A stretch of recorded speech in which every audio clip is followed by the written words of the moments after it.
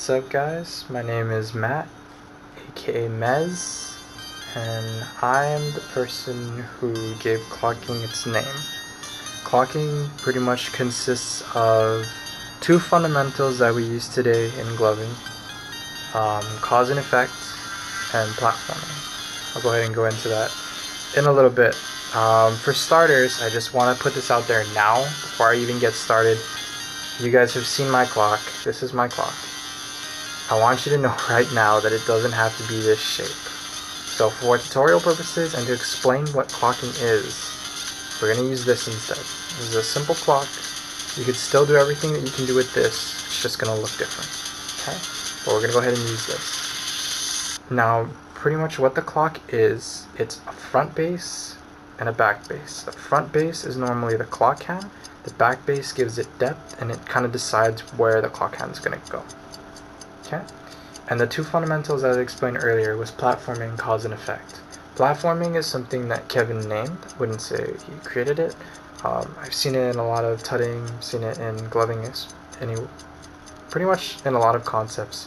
Instead of a finger tut that's here, you would do something over here, or over here. I'm sure there's other names for it, but Kevin calls it platforming, and I kind of hang out with Kevin, so that's what I'm going to call it. Okay, so platforming, and the second thing is cause and effect. Pretty much it's exactly how it sounds. Whenever you do something that actively changes something else, that's cause and effect. Another example, very simple.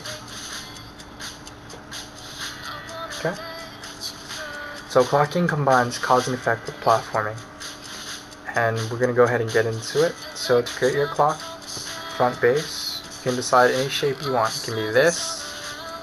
For practice purposes, you can use this. If you want to go more into detail, you can use mine. If you want to change it up, you can use this.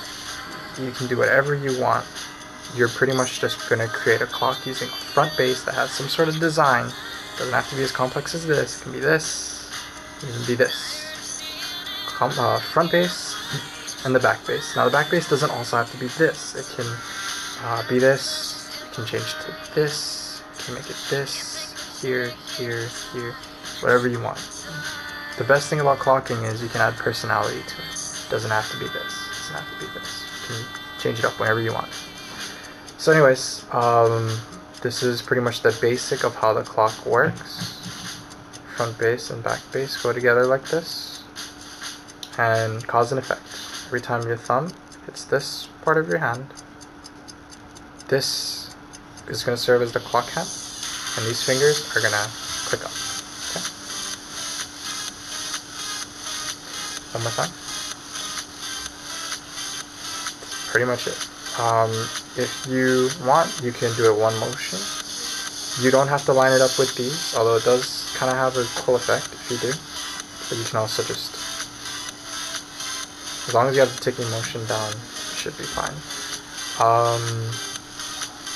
One cool example, I guess, that you can do is you can cap, and then you don't have to just make it one thing. You can change the speed of it.